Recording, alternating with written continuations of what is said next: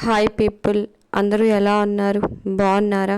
ఎలా ఉన్నారో కామెంట్ బాక్స్లో షేర్ చేసుకోవటం మర్చిపోకండి. మన ఛానల్ని సబ్స్క్రైబ్ చేయండి, లైక్ చేయడం మర్చిపోకండి. ఇలాంటి మంచి మంచి వీడియోస్తో నేను మీ ముందుకు వస్తాను. ఎవరైనా ఫస్ట్ పార్ట్ చూడకపోతే అది చూసిన దాని కంటిన్యూషన్ పార్ట్ ఇది. అందరూ తప్పకుండా చూడండి. ఇంకా మనం టాపిక్లోకి వెళ్ళిపోదాము. నిజమే కదా, ఈ లోకంలో ఒక్కొక్క మనిషికి ఒక్కొక్క కథలో ఒక్కొక్క కన్నీటి గాథ. నావి మాత్రమే కష్టాలు అనుకోవడం మూర్ఖత్వం అవుతుంది. ఆ విషయం ఎంత ఎంత సున్నితంగా చెప్పారు. నిజంగా మీరు రచయిత్ర అనిపించుకున్నారు అని అంది జలజ. సరే కానీ జలజ, నువ్వు ఒక విషయం గమనించావా? ఏంటది? నేను నిన్ను ఏకవచనంతో నువ్వు అని పిలుస్తున్నాను. పర్వాలేదులే, మీకన్నా చిన్నదాన్ని, అందులోనూ మీరు రచయిత్ర అయి నన్ను ఇలా పిలిస్తేనే నాకు సౌకర్యవంతంగా ఉంటుంది. ఓ అలాగా, నాకు కూడా అలాగే అనిపించింది. నువ్వు నన్ను మీరు మీరు అంటుంటే నిజంగానే నాకు 60 ఏళ్ళేమో అన్న ఫీలింగ్ వచ్చేసింది. జలజ నవ్వేసింది. నీ నవ్వు చాలా బాగుంది. ఏంటి, నా నవ్వు వినిపించిందా? రచయిత్రను కదా, ఊహించుకోగలను. మీరు భలే సరదాగా మాట్లాడుతున్నారండి. నిజంగా మీ పరిచయం చాలా బాగుంది. మళ్ళీ మీతో రేపు మాట్లాడుతాను. ఈరోజు పిల్లలు వచ్చే సమయం అయ్యింది అని అంది జలజ. హా సరే జలజ అని అనింది ఆ రచయిత్ర. ఆ రచయిత్రతో మాటలు చాలా బాగున్నాయి, ఇంకాసేపు మాట్లాడొచ్చు కదా అని అడిగితే బాగుండేది అని అనిపించింది జలజకి. మళ్ళీ తన ఆలోచనలకి తనే నవ్వుకుంది. అడిగితే మాత్రం మాట్లాడుతుందా? భర్త వస్తే ఫోన్ పట్టుకొని కూర్చుంటే ఇలాంటి మాటలు అంటాడో కూడా తెలియదు అని విరక్తిగా నవ్వుకొని ఫోన్ పక్కన పెట్టేసి పిల్లల కోసం స్నాక్స్ రెడీ చేయడానికి వెళ్ళింది. పిల్లలు వచ్చిన కాసేపటికి భర్త కూడా వచ్చేశాడు. వెళ్ళి ఫ్రెష్ అవ్వడానికి వెళ్ళాడు. కాఫీ ఇస్తాను అని అంది జలజ. బాత్రూంలోకి వెళ్ళాడు సునీల్. జలజ అంటూ గట్టిగా పిలిచాడు. ఏం జరిగిందో అంత గట్టిగా అరుస్తున్నాడు అనుకుంటూనే భయపడుతూ వెళ్ళింది జలజ. బెడ్రూమ్ లోపలికి వెళ్తూనే ఏంటండి, ఏమైంది అని అడిగింది. నువ్వసలు మనిషివేనా? ఇంట్లో ఉండి ఏం చేస్తున్నావు? ఏది చూసుకోవడం చేతకాదు అన్నాడు. దేని గురించి అంటూ లోపలికి చూసింది. అక్కడ నల్ల విరిగిపోయి నీళ్లు మొత్తం చిమ్ముతూ ఉన్నాయి బాత్రూం నిండా. సాయంత్రం తను వెళ్ళినప్పుడు కూడా బాగానే ఉంది. ఇది ఇప్పుడు ఇలా ఎలా అయ్యిందో తెలియదు జలజకి. అదే విషయం చెప్తూ నేను చూడలేదండి, నేను చూసినప్పుడు బాగానే ఉంది అని అంది. అఘోరించావులే, ముందు ఏదైనా తీసుకురా, నీళ్లు పోకుండా కడుదాం అని విసుక్కున్నాడు సునీల్. తనది ఒక పాత కాటన్ చున్నీ ఉంటే త్వరగా తీసుకువెళ్ళి ఇచ్చింది. కడుతున్నాడు.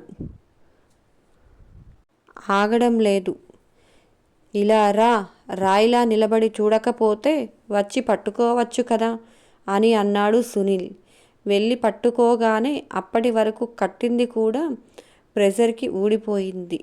చాలా చిరాకుతో జలజ చెంప చెల్లుమనిపించాడు. పాలకడలి చెక్కిళ్ళు అస్తమిస్తున్న సూర్యుడి రంగుని పులుముకున్నాయి. తెలియకుండానే చెంపపై చెయ్యి పెట్టుకొని కంటి నిండా డబడబా నీళ్లు రాల్చింది జలజ. అసలు ఇక్కడ ఏం జరిగినట్లు చూస్తూ నిలబడ్డావు, సరిగా పట్టుకో అంటూ గదిమాడు. అప్పటికే వస్తున్న కన్నీళ్లను అదిమి పెట్టాలని ప్రయత్నించడం వల్ల గొంతు కూడా పోయింది. మనిషి మొత్తం నిలువెల్లా వణికిపోతుంది. ఆ చేతుల్లోకి బలం రాక మళ్ళీ వదిలేసింది. ఈసారి ఇంకో చెంప చెల్లుమనిపించాడు. నీ జీవితానికి ఏదీ చాతగాదు. ఇలాంటి బతుకు బతికే కంటే ఎక్కడైనా పడి చావు. సిగ్గులేని జన్మ అంటూ బయటకు నెట్టేశాడు. అలాగే 2 చెంపలపై చేతులు పెట్టుకొని తడిచిన బట్టలతో నడుస్తూ వచ్చి హాల్లో సోఫాపై కూర్చుంది జలజ. తల్లిని అలా చూసి బెదిరిపోయిన రిక్కీ, టోటో తల్లికి చెరోవైపుకు చేరారు. అంతకుముందే తల్లి వెనకే వచ్చి వాళ్ళిద్దరూ తల్లిని కొట్టడంతో బెదిరిపోయి హాల్లో కూర్చున్నారు. తల్లి ఏడుస్తూ వచ్చేసరికి ఇద్దరూ చెరోవైపు చేరారు. సారీ అమ్మా, ఆ నల్ల విరిగిపోయింది. నీకు చెప్తే నువ్వు ఏమంటావో అని భయపడి చెప్పకుండా ఉన్నాము అని అన్నారు. పిల్లలు ఇద్దరూ చెప్తే ఏమవుతుంది? తనతో పాటు తన పిల్లలకు కూడా చెంపదెబ్బలు పడేవి. ఆ నల్ల చాలా రోజుల నుంచి లీక్ అవుతుంది. అదే విషయం సునీల్కి చాలాసార్లు చెప్పింది. సరిగా ఆపేస్తే నీళ్లు ఏం పోవు, ఆపేయడం రాక సాకులు చెప్పమాకు అని తిట్టేవాడు. అప్పుడప్పుడు పిల్లలు నల్ల సరిగా ఆపడం రాక చేసినా కూడా దాన్ని చూసి జలజనే తిట్టేవాడు. అందుకే జలజ కూడా పిల్లలకి ఎప్పుడూ చెప్తూ వస్తుంది, జాగ్రత్తగా ఆపేయండి, లేదంటే దెబ్బలు పడతాయి పిల్లలను బెదిరించేది. ఇంకా అంతకంటే ఏం చెయ్యాలో అర్థం కాక ఈరోజు కూడా పిల్లలు జాగ్రత్తగా ఆపేయబోయి అది ఆగకపోవడంతో ఇంకొంచెం గట్టిగా తిప్పాలని ప్రయత్నించి ఆ నల్లని విరగ్గొట్టారు. ఒక్కసారిగా నీళ్లు చిమ్ముతూ ఉండడంతో అమ్మకి తెలిస్తే ఎక్కడ తిడుతుందో అని భయపడి చెప్పకుండా గమ్మున కూర్చున్నారు. ఆ తప్పు జలజ చెంపలపై నిలిచిపోయింది. చెంపలు, కళ్ళు ఎర్రగా మారిపోయాయి. స్నానం చేసి వచ్చిన సునీల్ అదేమీ పట్టించుకోకుండా కాఫీ అడిగి తీసుకు వెళ్ళిపోయాడు. కాఫీ తాగి బెడ్రూమ్లో కూర్చొని అతని ఫోన్లో మునిగిపోయాడు. ఎప్పుడు అదే అతని ప్రపంచం. సెల్లులో వీడియోలు చూడడం, స్నేహితులతో మాట్లాడడం, ఎప్పుడు ఇదే చేస్తుంటాడు. పిల్లలు ఏదైనా కావాలి అని అడిగితే తెచ్చి ఇస్తాడు. జలజకు ఏమైనా కావాలి అనంటే క్యాలెండర్పై రాస్తే దాంట్లో ఉన్నవి ఫోటో తీసుకొని సాయంత్రం వచ్చేటప్పుడు తీసుకువస్తాడు. అంతకు మించి ఒక్క వస్తువు కూడా ఎక్కువ తేడు. మూరెడు మల్లె పువ్వులు అతడు తేవటం, మురిపెంగా తలలో తురుముకోవటం అనేది అస్సలు ఎరగదు జలజ. ఇద్దరు గదులు కూడా వేరు వేరు.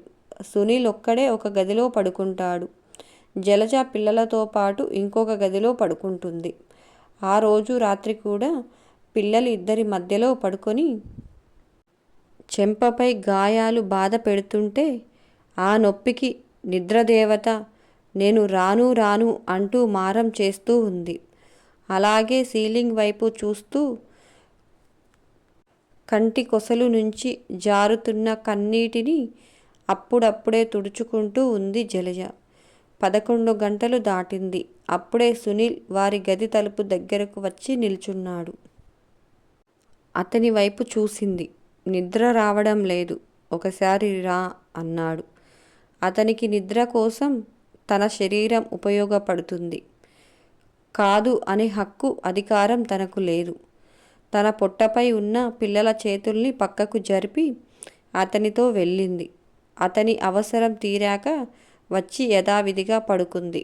రోజు అతనితో అదే తంతు. ఉదయం ఆ రచయిత్ర మాట్లాడిన మాటలు గుర్తుకు వచ్చాయి. వేశ్యల గురించి చెప్తూ వాళ్ళకంటే నువ్వు చాలా బెటర్ అని చెప్పగానే చెప్పింది. కానీ ఆ వేశ్య జీవితం కంటే పెద్ద తేడా ఏమీ లేదు. తన జీవితానికి వాళ్ళు డబ్బులు తీసుకొని పడుకుంటారు. తను తాళి కట్టించుకున్నందుకు పడుకుంటుంది. అక్కడ ఇక్కడ ఒకటే, ఒకే రకమైన కలయిక, మనసు లేని కలయిక, మగాడి శారీరక అవసరం తీర్చే కలయిక.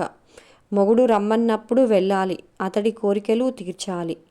తనకంటూ కోరికలు ఉండకూడదు.